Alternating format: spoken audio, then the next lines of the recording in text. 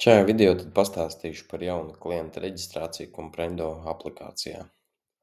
Attiecīgi, kreisajā pusē mums ir pieejama klientu pārvaldība, zem kuras tad ir klientu saraksts. Varam vaļā klientu sarakstu. Šeit tad mums ir pieejama mūsu patreiz tā kā reģistrēto klientu informācija. Un, ja vēlamies pievienot šim te sarakstam jaunu klientu, mēs varam klikšķināt uz augšā labajā stūrī esošās pogas izveidot klientu.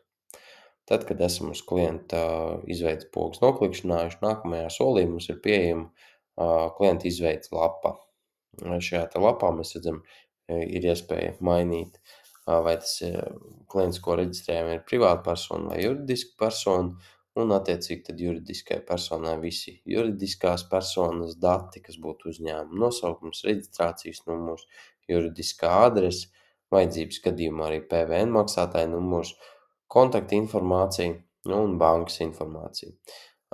Obligāti aizpildāmie lauki tātad būtu uzņēmuma nosaukums, reģistrācijas numurs, juridiskā adrese un pārējā informācija ir tikai kā papildus informācijas lauki. Protams, mums obligāti nepieciešams arī norādīt ir e-pasta adresi, lai mums būtu adrese, uz kuru izsūtīt šos te tālāk sagatavotos rēķinus, kas tiek sagatavot šim te klientam. Tas pats ar privātu personu. Šeit tad varam redzēt no laukiem ir vārds, uzvārds, personas kods, adrese. Tālāk jau tad pastāv iespēja, kad privāta persona ir saimnieciskās darbības veicējs, tad mēs atzīmējam šeit lauciņu, ir saimnieciskās darbības veicējs, tad mums nepieciešams ir norādīt reģistrācijas numuru. Tālāk ir kontakta informācija un bankas informācija. Šeit testam tad pieregistrēsim privātu personu, kur pieņemsim būtu vārds test 10, uzvārds tāds pats.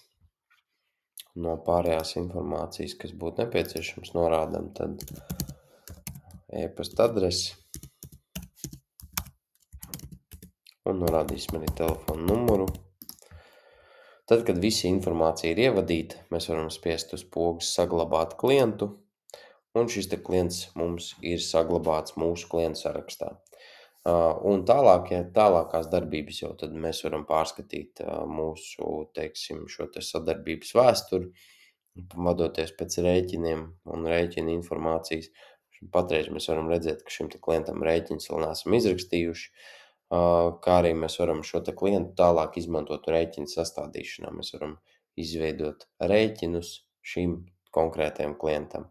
Katrs izveidotais rēķins tālāk jau tad glabājās gan dokumentu sarakstā, gan arī ir pieejams šeit pie klienta vēstures. Tā mēs varam arī pārskatīt to iepriekšējo sadarbību, kas mums ir bijusi ar šo te konkrēto klientu.